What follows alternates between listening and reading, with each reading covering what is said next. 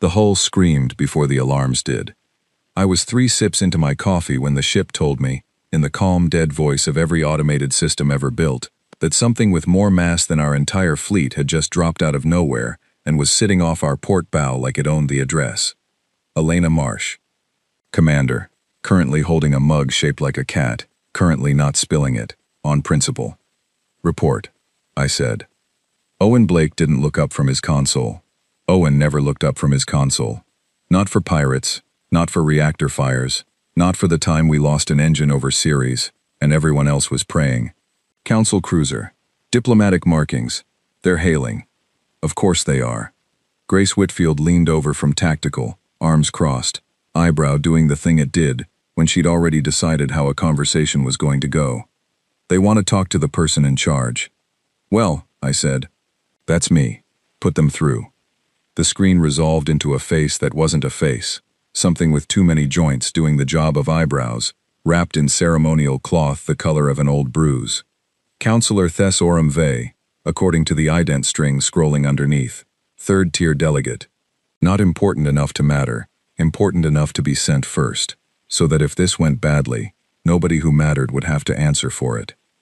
Vessel identified as Wildcat's Grief, the translator said, flattening a voice that had probably been trying for menace into something closer to a customer service line. You are in violation of Council Boundary Protocol 9. Cease advance. Prepare to receive terms. I set my coffee down. I did not stand up. Standing up would have implied this required my full attention. Terms for what? I said. Your species has been classified pre-sentient, tier provisional.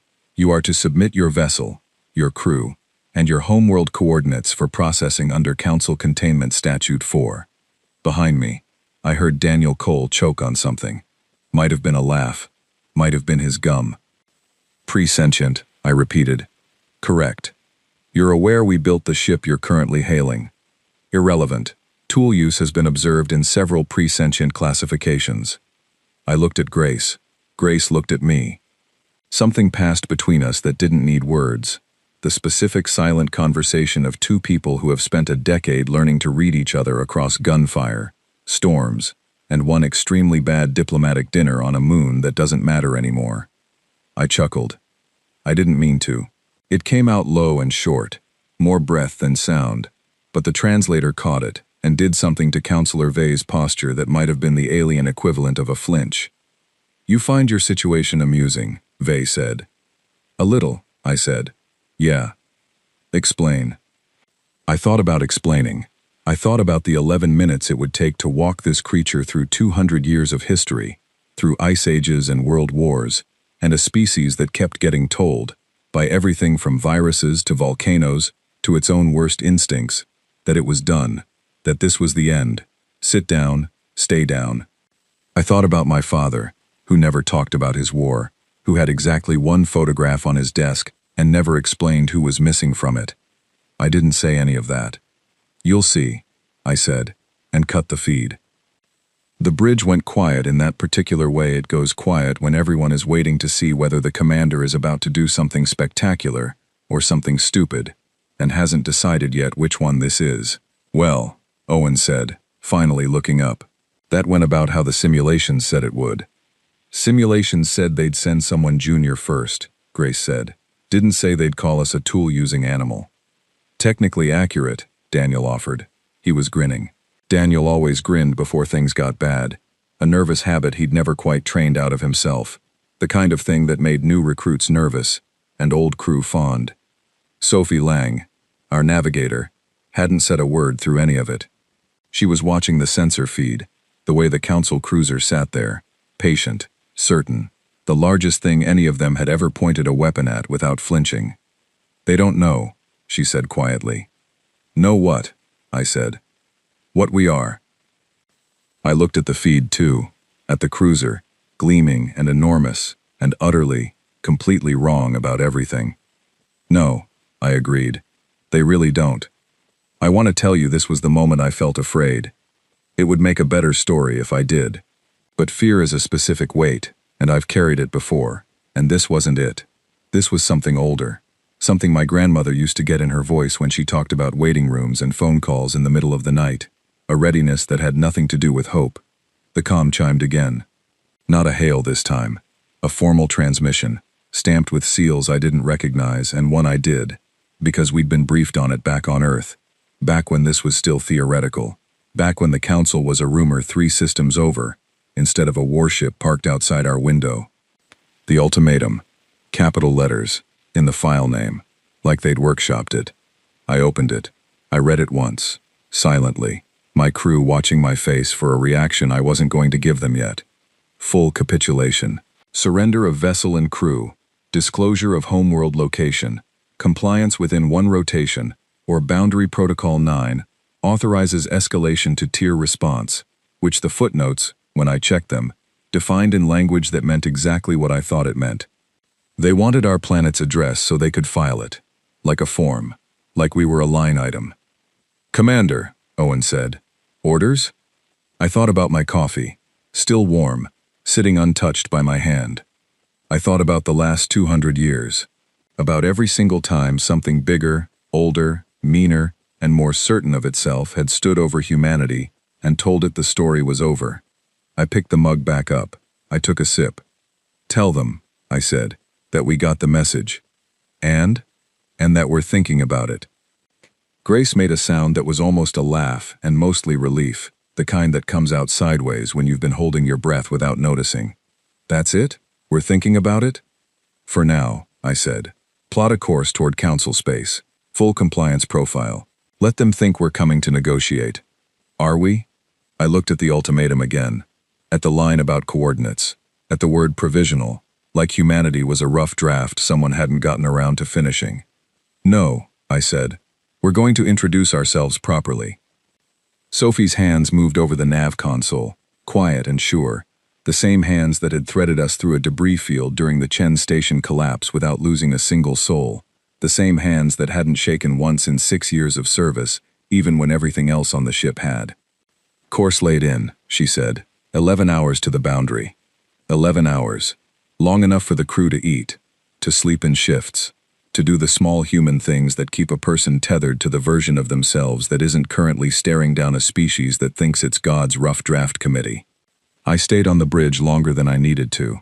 I watched the cruiser fall away behind us on the aft display, small and smug and so sure of its own math. Daniel wandered up beside me somewhere around hour 3, 2 cups of something that was trying very hard to be coffee in his hands. He offered me one. I took it out of politeness. It tasted like a rumor of coffee, told secondhand by someone who'd never had the real thing. You really think they don't know, he said, what we survived to get here? I think, I said, that a species who's never lost anything doesn't know how to read a species that's lost everything and kept walking anyway. He was quiet a second. Then, because Daniel could never leave quiet alone for long, my grandmother used to say something like that, about the crossing, the bad years. I didn't ask which bad years.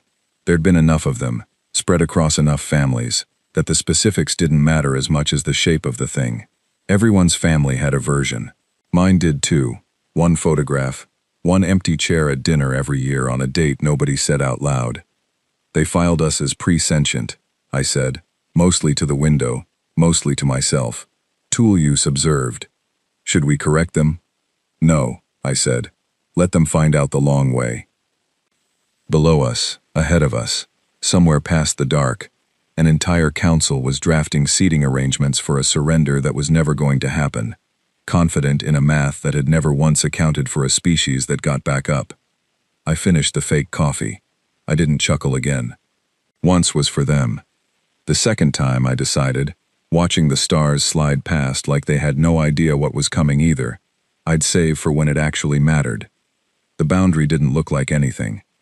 That was the first thing that struck me as strange. 11 hours of silent running, 11 hours of Sophie's hands steady on the nav console, 11 hours of the crew rotating through sleep in shifts too short to count as rest, and the great and terrible edge of council space turned out to be an empty patch of stars indistinguishable from every other patch of stars we'd crossed to get here. No wall, no shimmer, no cosmic velvet rope. Just a buoy, small and old and covered in symbols, broadcasting the same warning on a loop that had probably been running since before my grandmother was born. Kind of a letdown, Daniel said, studying it on the forward display. Don't let it hear you say that, Grace said. It'll take it personally. We crossed it at 0400 ship time, which meant nothing out here except that it was the hour I'd chosen, because I liked the idea of humanity's first real step into governed space, happening at an hour when most of Earth was asleep, unaware, undisturbed. Let them wake up to it finished. Let them not have to hold their breath through the part where it could still go wrong. The sensors lit up 11 minutes later. Not one ship, not two. A wall of them, arranged in the specific geometric patience of a species that had never needed to hurry, because nothing had ever made them. Owen read off the count in a voice that stayed admirably level. 41 signatures. Escort class, cruiser class, and one that's throwing off enough mass readings that I think it's a mobile shipyard. They brought a factory, Grace said, to meet us. They brought a factory, I agreed, because somewhere in their files, we're listed next to species who needed to be built cages on the spot. I want to be honest about what that felt like. It felt like standing at the top of a very tall building and understanding, all at once, the specific relationship between your body and the ground. Not fear exactly. Recognition. The oldest part of a person, the part that used to watch the tree line for something with teeth, waking up and doing its job. Sophie's hands didn't move from the console. They hadn't shaken in 6 years. They didn't start now. Orders, Owen said. I looked at the wall of ships. I looked at the reading on the mobile shipyard. The mass, the scale, the sheer confident size of a civilization that had never once had to claw its way back from the edge of extinction, because nothing had ever pushed it there. Hold formation, I said. Full compliance profile. Weapons cold. Let them see we came the way they told us to. That's it? For now. The hail came fast this time. No delay. No ceremony. A different face resolved on the screen. Older markings. Better cloth. Someone who mattered. Counselor Paradol Ash, first tier. The kind of delegate who only showed up in person when the outcome had already been decided somewhere above her, and her job was just to read the verdict out loud, in a voice that made it sound like mercy. Vessel Wildcat's grief, she said. You have entered governed space in defiance of Boundary Protocol 9. Your response to the ultimatum was recorded as insufficient. Explain your continued advance. We're here to talk, I said. Capitulation terms were not conditional on discussion. They weren't conditional on us agreeing with them either, I said. Funny how that works out. Something in her posture shifted. The same flinch-adjacent stillness I'd seen in Vey back at the first hail, translated through joints and cloth into something my human eyes read as offense. Your species, she said, was catalogued as pre-sentient, tool use consistent with early developmental threshold species. You are being offered containment rather than removal as a courtesy. I would advise against squandering it. I let that sit a second. Removal. Filed neatly next to containment, like two flavors on the same menu, differing only in how much cleanup they'd require afterward. Counselor, I said, can I tell you something about my species? If it is brief, we've been extinct 4 times. That landed the way I wanted it to. A pause. A very small, very satisfying pause. The kind you feel more than see. A held breath translated across species and light. Explain, she said again. And this time, there was something underneath the demand that hadn't been there before. Curiosity, maybe. Or the specific unease of a bureaucrat realizing the paperwork in front of her didn't match the room. Ice ages, I said. Plagues. Wars we started ourselves. Which is honestly the most embarrassing part. Rocks falling out of the sky. Every single time something bigger and older and more certain than us stood over the wreckage and said, this is the end. This is where the story stops. And? And here we are, I said, filing complaints about your ultimatum's font choice. Grace, off to my side, made a sound she immediately tried to disguise as a cough. It didn't work. Daniel didn't even try to disguise his. Counselor Ash's translator paused before rendering her response, which I later learned was a processing artifact that only occurred when the source language included concepts the system had to search multiple protocols to approximate. You are stalling, she said finally. This is a known tactic among species attempting to delay containment through theatrical defiance. Maybe, I said. Or maybe I'm telling you the truth, and you don't have a category for it yet. Bring your vessel to waypoint 7, she said, ignoring that entirely, which told me more than any answer could have. You will be received by the full council. Your case will be heard before removal is authorized. How generous. It is customary, she said, to allow a hearing before removal. Few species request it. Fewer still believe it changes anything. We'll take the hearing, I said. Send the coordinates. The feed cut. The wall of ships parted, slow and deliberate, carving a corridor through their own formation, wide enough for exactly one vessel.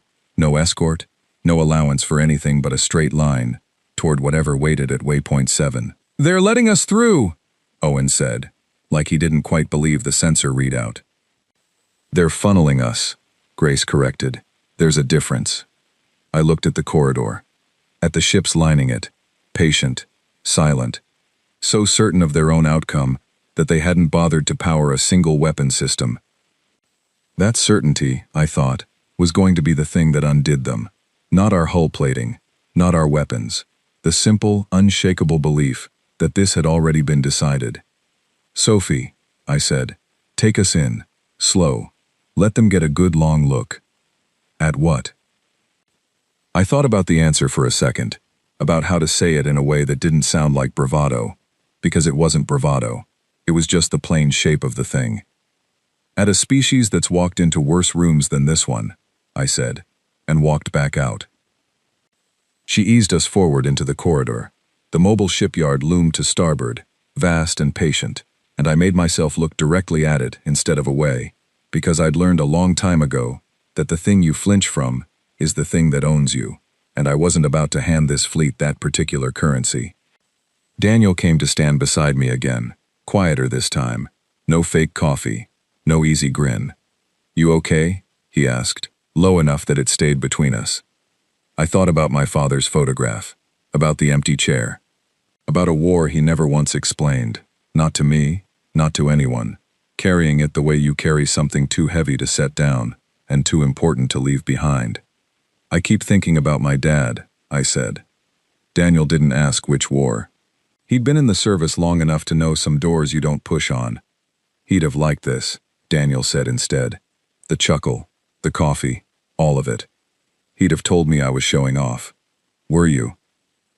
I watched the corridor of ships slide past the viewport, 41 vessels worth of a civilization that had never learned what it meant to lose, closing in slow and silent around one human ship that had learned nothing else.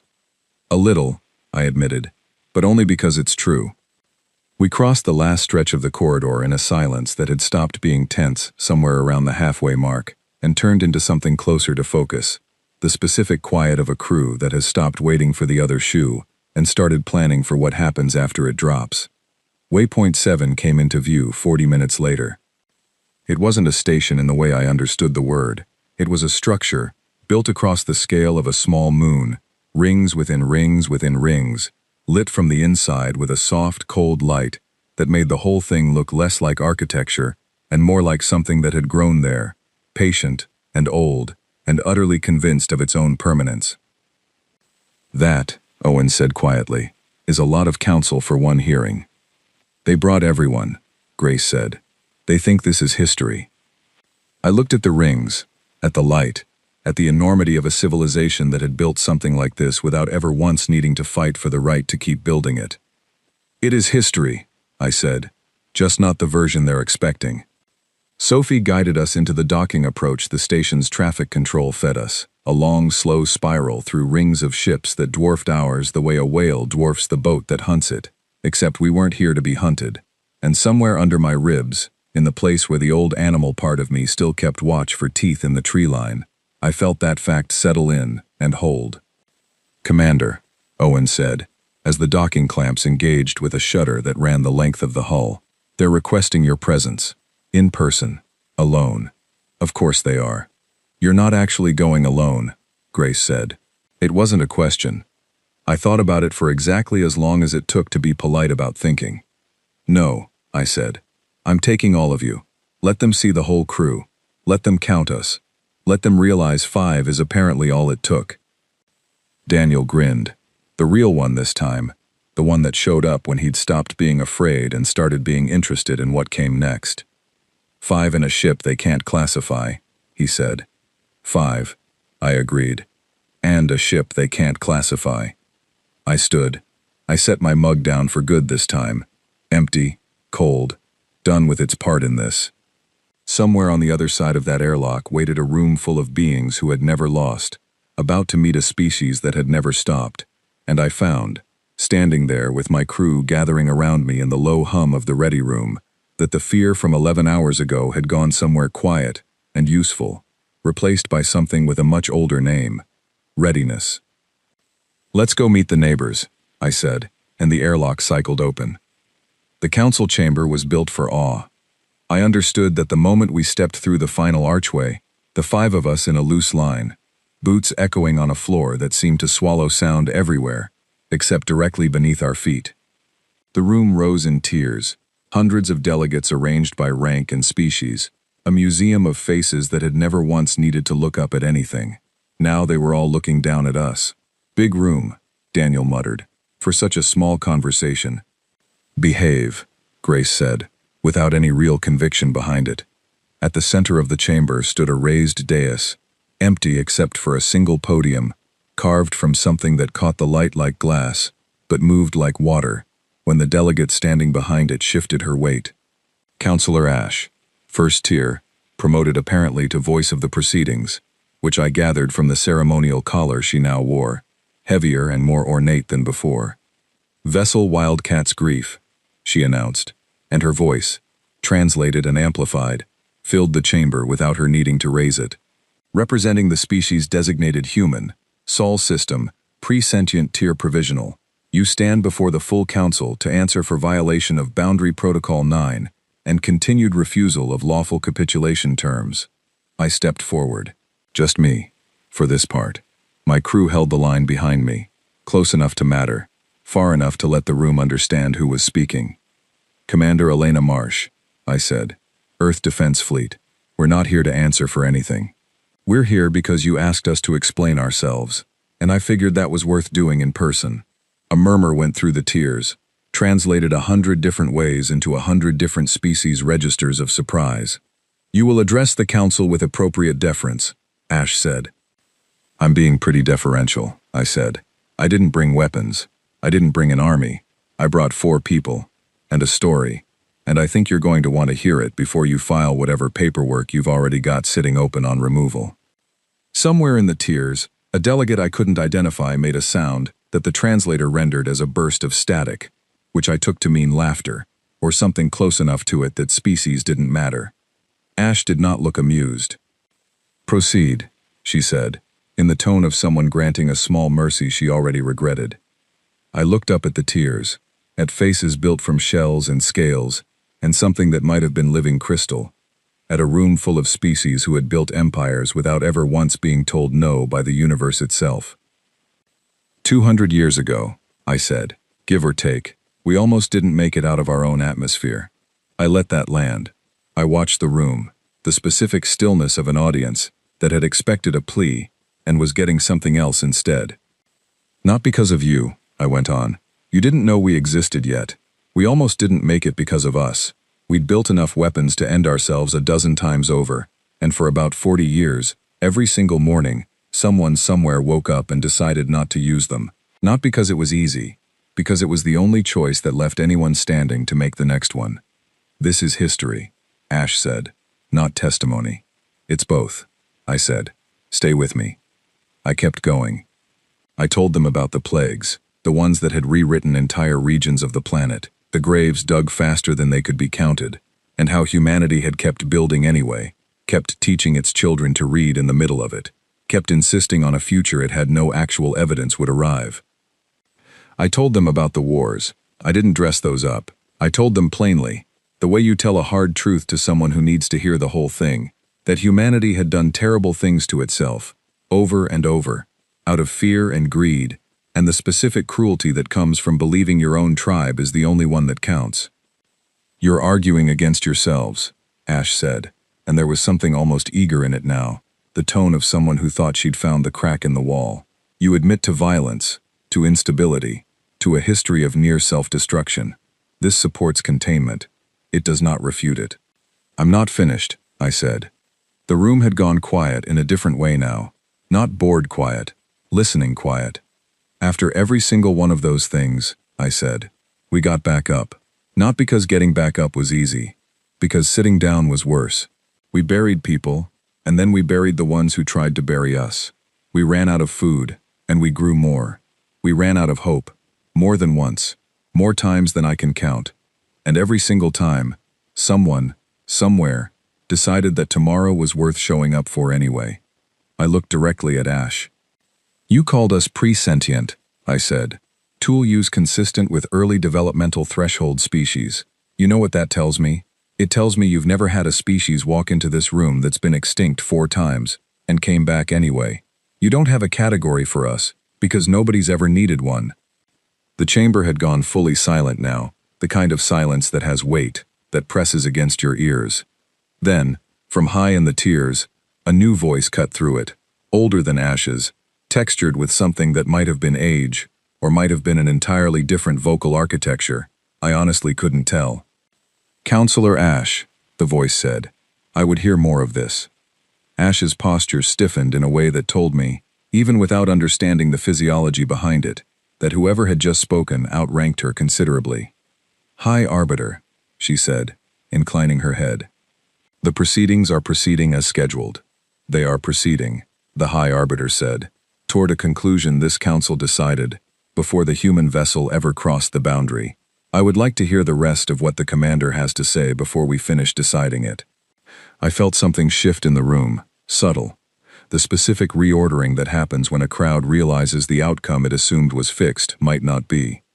Grace, behind me, shifted her weight almost imperceptibly, the tactical part of her brain recalculating odds in real time. Daniel's grin had gone somewhere quiet and serious. Sophie hadn't moved at all, watching the tears the way she watched a nav console, patient, reading currents nobody else had noticed yet. Go on, Commander, the High Arbiter said. Finish your account. I took a breath.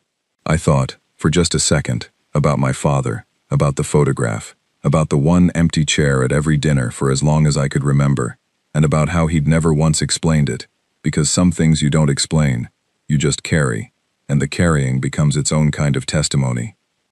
We're not a species that wins because we're strong, I said. We win because we don't know how to stop. You can throw ice ages at us, plagues, our own worst instincts, rocks out of the sky, and every single time, the answer's been the same. We get up. We rebuild. We keep the lights on for the next generation, even when we're not sure there's going to be one. I looked around the chamber, at the hundreds of faces, none of which had ever needed to learn that particular lesson. You sent a warship to demand our surrender, I said. You filed us as a rough draft. I'm telling you respectfully that we're not surrendering. We're not a draft. And if you push this the way your ultimatum says you're planning to, you're not going to be dealing with a pre-sentient species anymore. What will we be dealing with? Ash asked. And for the first time, there was something in her voice that wasn't certainty. I let the silence stretch.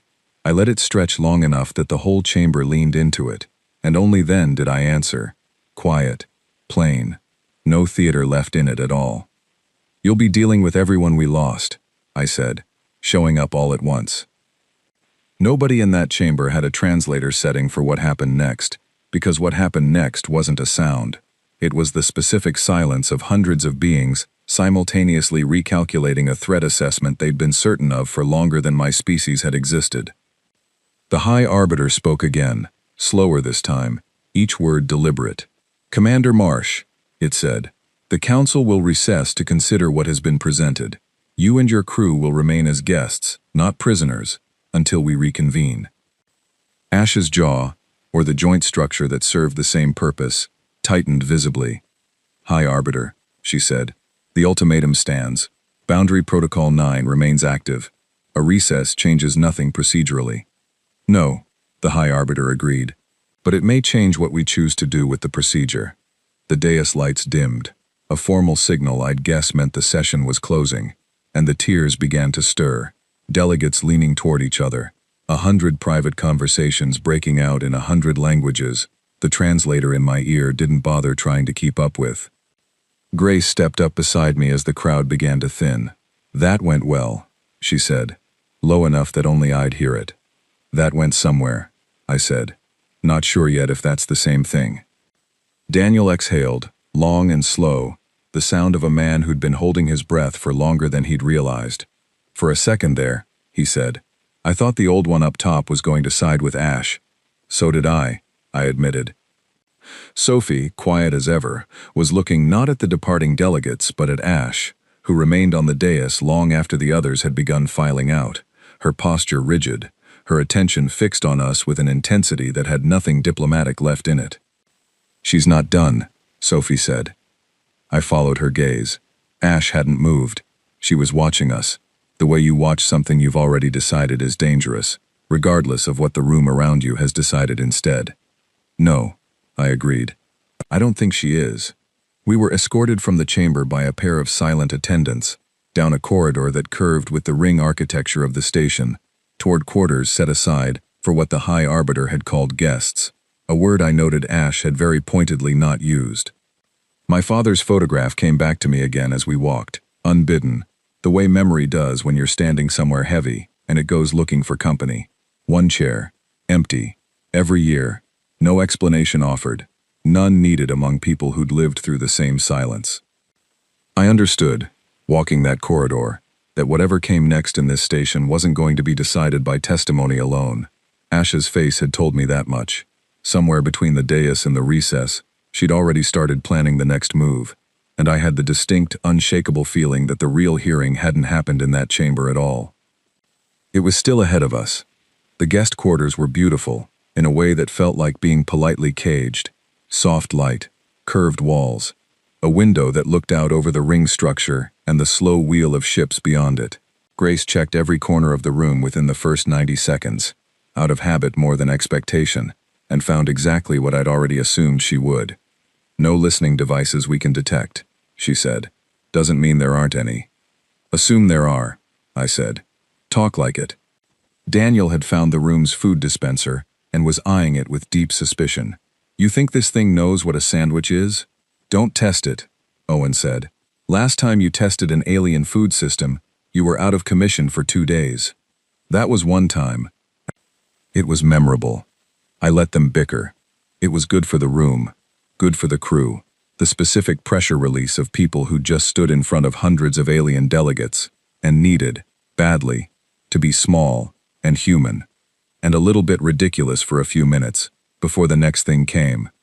Sophie stood at the window, watching the ships turn in their slow orbit. She hadn't said much since the chamber.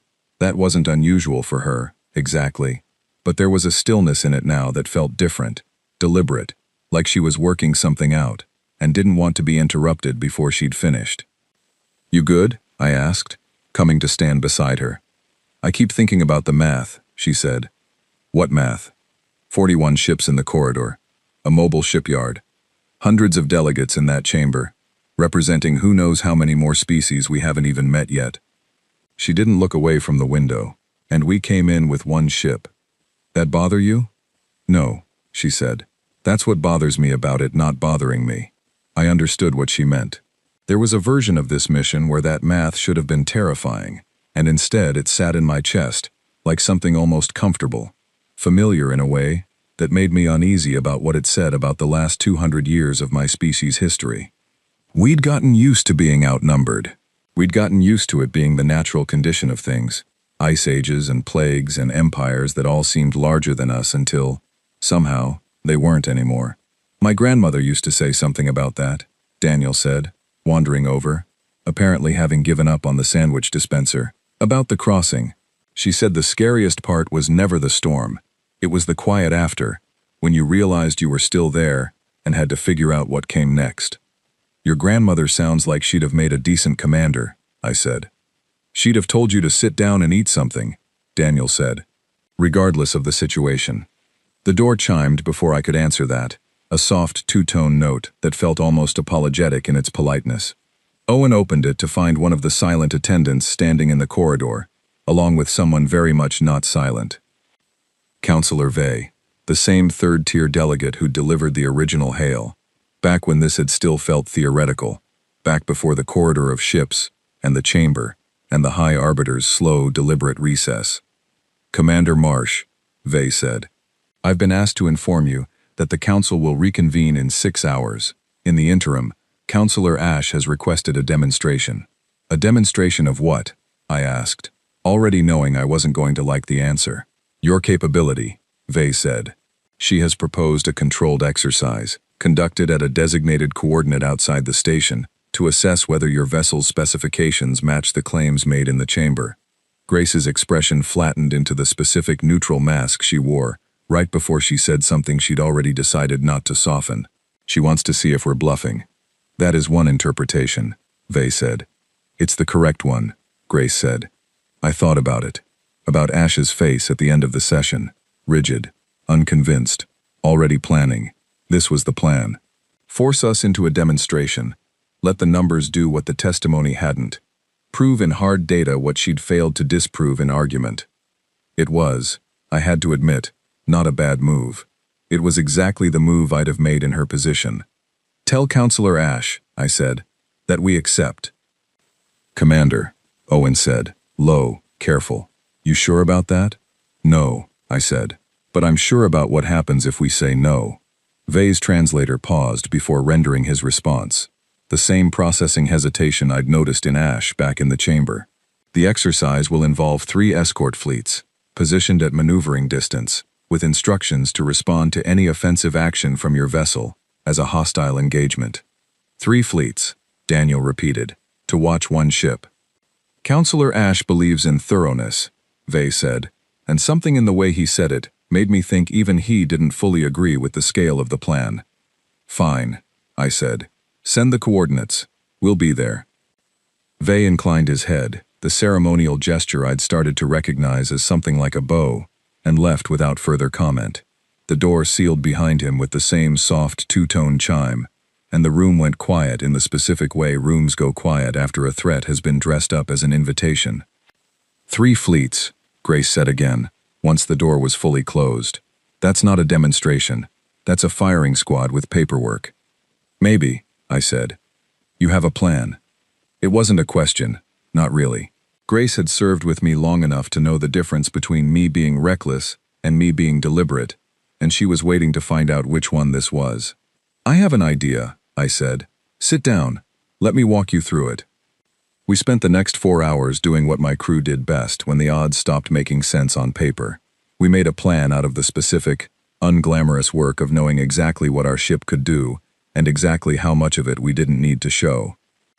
Owen ran the numbers on our weapons envelope, quiet and precise, the same focus he brought to every crisis, the console light throwing pale shadows across a face that hadn't changed expression once since the door had closed. Grace mapped the escort fleet's likely formation based on what we'd seen in the corridor.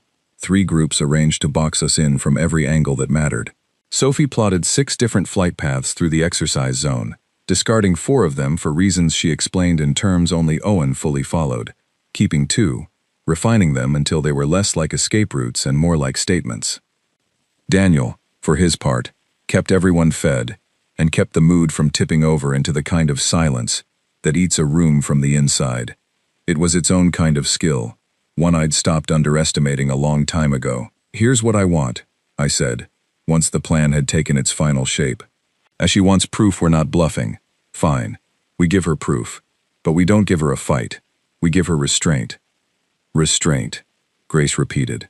3 fleets, I said, positioned to box us in, ready to treat any offensive move as hostile, so we don't make an offensive move.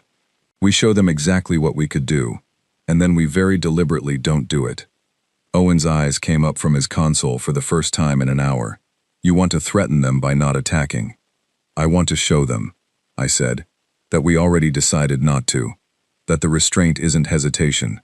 It's a choice we're making, in real time, in front of them, because we don't need to prove anything with violence. We already proved it in that chamber." Sophie, quiet through most of the planning, finally spoke. "It's the same thing you told the High Arbiter.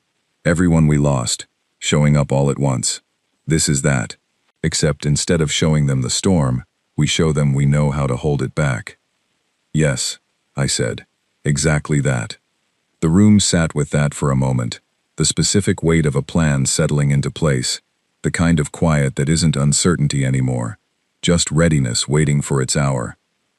Grace was the one who finally broke it, standing, rolling her shoulders in the particular way she did before a mission she'd fully committed to.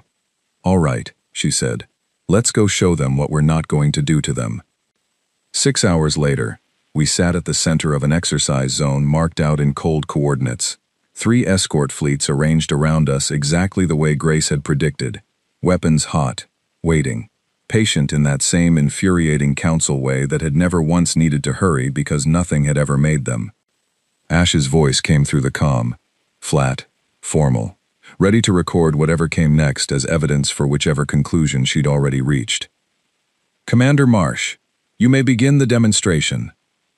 I looked at my crew, at Owen, steady over the weapons console, at Grace, reading the fleet formations one last time, at Sophie, hands resting light on the nav controls, 2 flight paths loaded and waiting, at Daniel, quiet now, all the grin gone out of him, replaced by something more focused, more present. I thought about my father's photograph, about the empty chair, about every single dinner where nobody explained the silence, and everybody understood it anyway. "Begin the demonstration," I said, and Owen's hands moved. The weapons came online in a silence that had its own texture, a low hum through the deck plating that every one of us felt in the soles of our boots before we heard it in the air.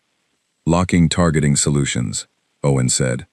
"All 3 fleets, full firing envelope on every escort ship in range." "How many?" Grace asked. "All of them," Owen said. "Every ship in the zone, simultaneous." The bridge went very quiet. Not the tense quiet from the boundary crossing, something steadier. The quiet of people who had already made their decision and were simply watching it arrive. On the comm, I could hear the Council Fleet's channel chatter picking up, voices layered over each other in a dozen languages the translator struggled to keep pace with, the specific rising static of beings realizing, in real time, exactly how outmatched they were. "Commander," Ash's voice cut through, sharper now, some of the careful formality gone out of it. "Explain your targeting posture." "I'm demonstrating," I said, "like you asked. Stand down your weapons." "I will," I said. "In a second. I want you to see something first." I nodded to Owen. He held the lock a beat longer, long enough for every sensor operator across 3 fleets to fully register the scale of it, long enough for the number to land the way I needed it to land. Then, one at a time, deliberately, without hurry, he began releasing the locks. Fleet by fleet, ship by ship, the targeting solutions folded away in the same order they'd been acquired, a slow and visible unwind that any competent sensor operator on the other side would be able to track in real time, would understand instantly for exactly what it was. Not a system failure, not a bluff falling apart. A choice, made and unmade, in full view. "Weapons cold," Owen said, once the last lock released. "Full stand down." The comm channel had gone quiet in a way that told me everyone listening understood what they'd just watched. Ash's voice, when it came back, had lost something. Not authority exactly, certainty. "You held a firing solution on our entire exercise fleet," she said, "and released it without provocation." "There wasn't going to be provocation," I said. "We already decided that before we got here." "You could have." "I know what I could have done," I said. "That's the point. You wanted proof we weren't bluffing. That was it. Not the lock, the release." Silence stretched across the channel, long enough that I wondered if the translation systems had simply stopped trying to keep up with what was happening. "Explain," Ash said finally, and this time the word didn't carry the weight of a demand. It carried something closer to a request.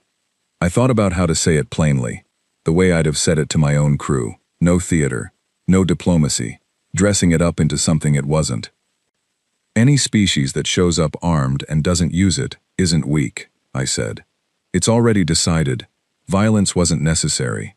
That decision is the weapon, counselor. It's the only one that matters.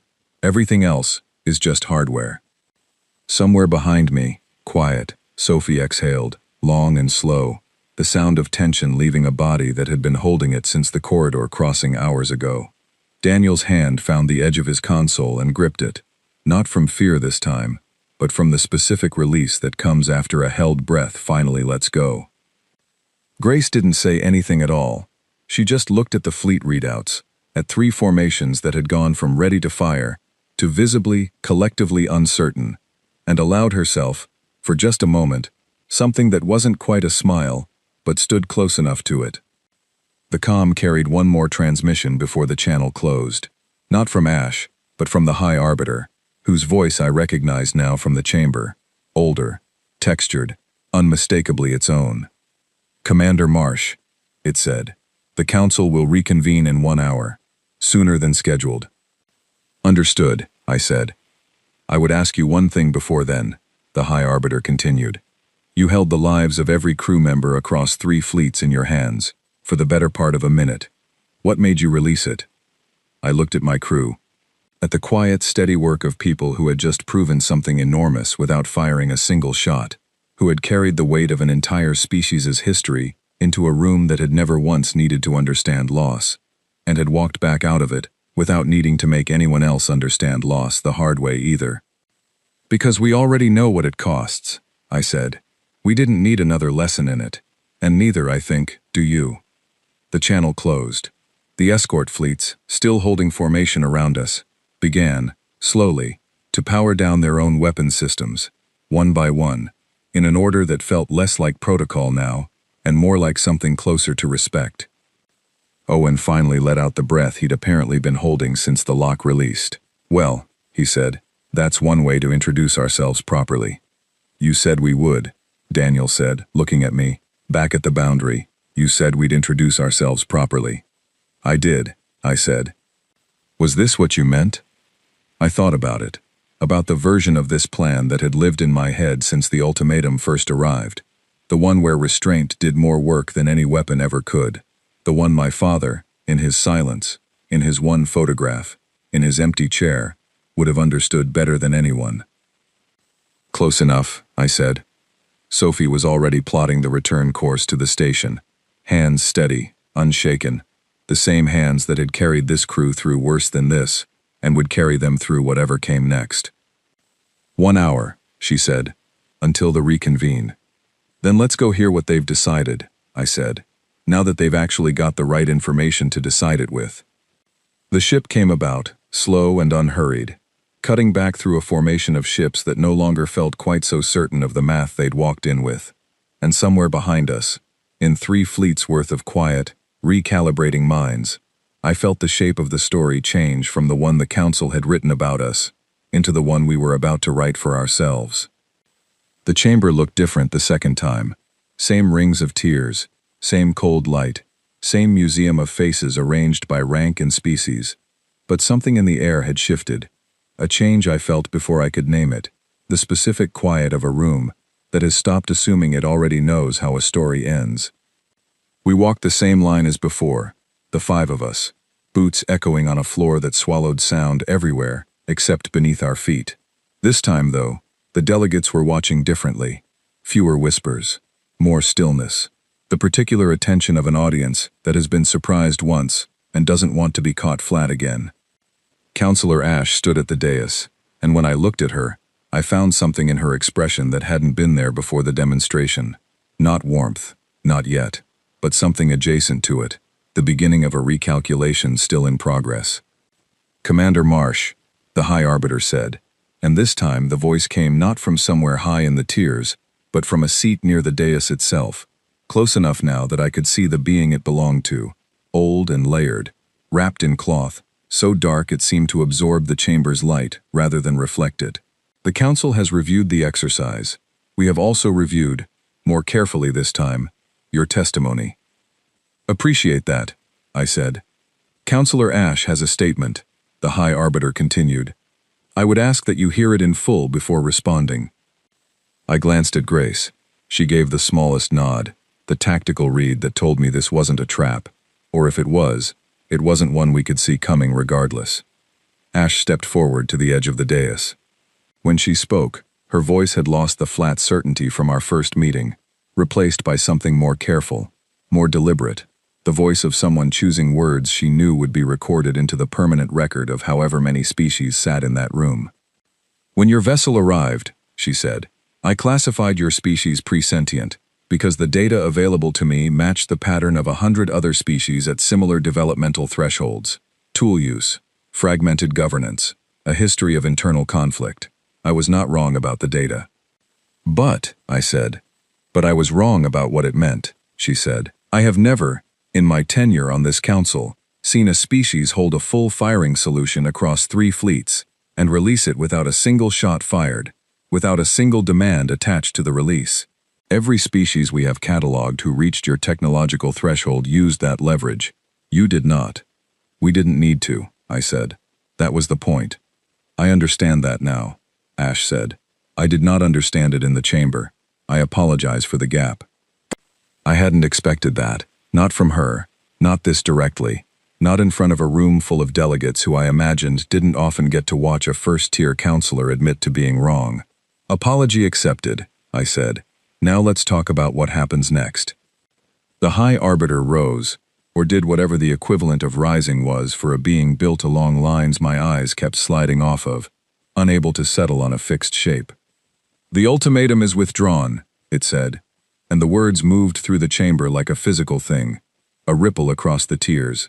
"Boundary Protocol 9, as applied to your species, is suspended pending full review. Your classification will be revised." "Revised to what?" I asked. "That," the High Arbiter said, "is where I would like to hear from you, Commander. You came to this chamber to answer for a violation. I do not believe, any longer, that you are the ones who need to answer for anything. I would like to hear your terms." The chamber went silent in a way I hadn't heard from it yet. Not the silence of an audience waiting to judge, but the silence of one waiting to be told something it hadn't prepared for. I stepped forward, past Ash's podium, close enough to the dais that I could see the fine detail in the High Arbiter's cloth, the specific weave of something ancient and careful. "We're not interested in containment," I said. "Not interested in removal. Not interested in being anybody's cataloged footnote."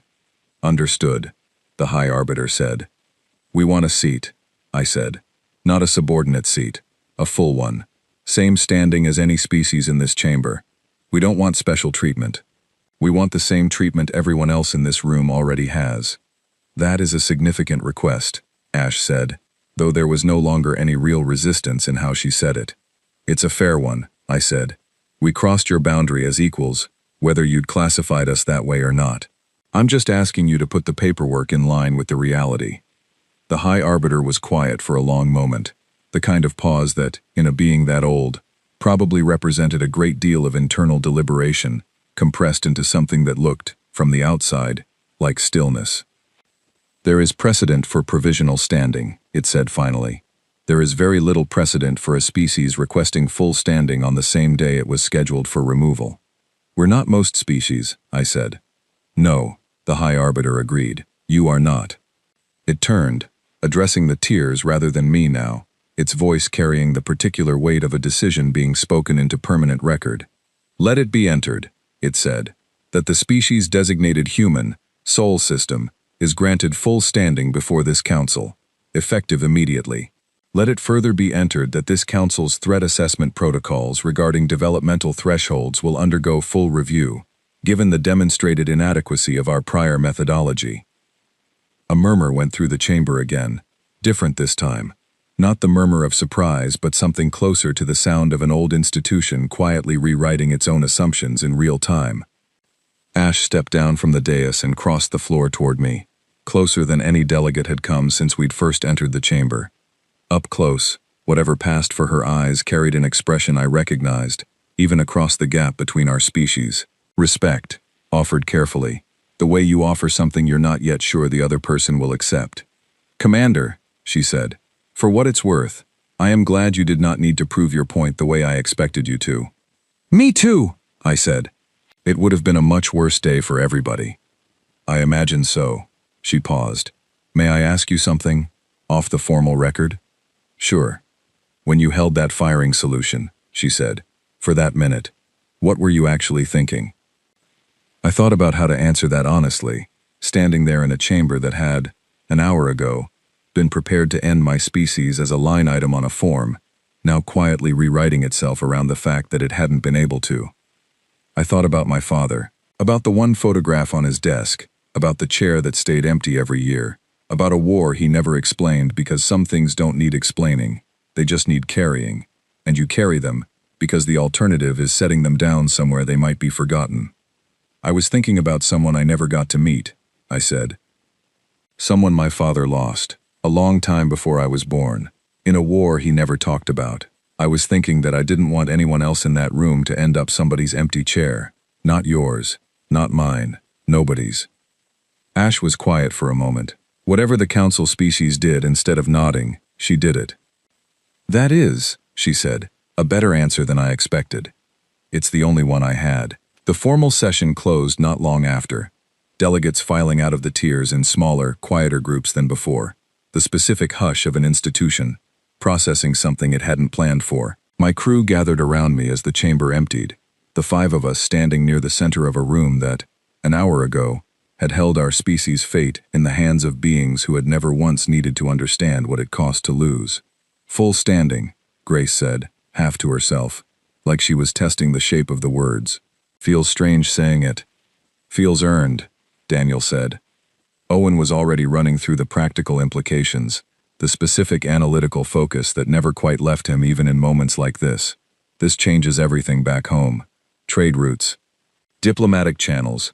We're not going to be treated as a threat contained at the boundary anymore. We're going to be treated as a species with a seat at the table, I said, which comes with its own weight. We asked for equal standing. That means equal responsibility too. Sophie, quiet through most of it, was looking back toward the dais, toward the space where the High Arbiter had stood, the space Ash had crossed to reach us. You know what the strange part is, she said. What? We didn't win this by being stronger than them, she said. We won it by proving we didn't need to be violent, even when we could have been. That's not a story about power. That's a story about restraint. That's the story humanity's been telling itself for 200 years, I said, whether anyone else was listening or not. We left the chamber the way we'd entered it, 5 of us walking a line down the long curved corridor toward the docking ring, boots echoing on a floor that had, an hour earlier, carried the weight of a verdict that could have ended everything, and now carried, instead, the quiet footsteps of a species that had simply refused to let it. Back aboard Wildcat's Grief, the crew settled into the particular rhythm that follows a mission gone right, the small human business of standing down from something enormous. Daniel already hunting for something resembling real coffee, Owen running diagnostics out of habit more than necessity, Grace reviewing the day's records with the satisfied focus of someone documenting a victory she intended to remember precisely. I stood alone on the bridge for a while, watching the rings of Waypoint 7 turn slow and patient outside the viewport, an entire galaxy, quietly, carefully rewriting what it thought it knew about the small blue planet, 3 systems over, that had never once, in 200 years of near endings, learned how to stay down. I thought about the chuckle from the very first hail, back before any of this had a shape, back when it was still just a warship and an ultimatum, and a species the council thought it had already filed away. I didn't chuckle this time. There wasn't anything funny left in the moment. Not exactly. What I felt instead was quieter than that, steadier, the specific settled feeling of a promise finally kept. Somewhere behind me, Daniel's voice cut through the quiet, amused, achingly familiar, calling out to ask if anyone wanted to place bets on how the second cup of alien not coffee would compare to the first. I let myself smile at that. Small, real. Outside the viewport, the galaxy kept turning, and for the first time since the ultimatum had arrived mid-coffee 11 hours, and 1 lifetime ago, it was turning around a version of humanity the universe had never bothered to actually understand. That was about to change.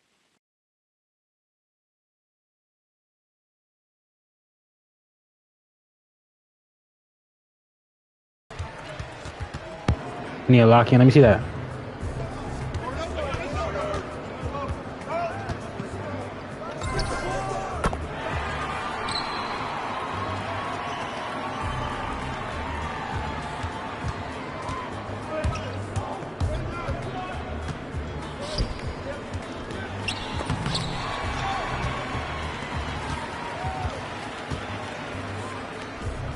Why didn't you shoot that?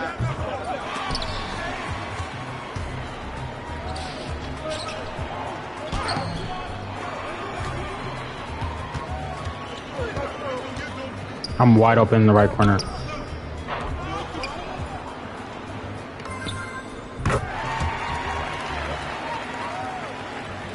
I actually the place just to get my mask off, bruh. I barely get nothing. What's it called? Oh, hit me.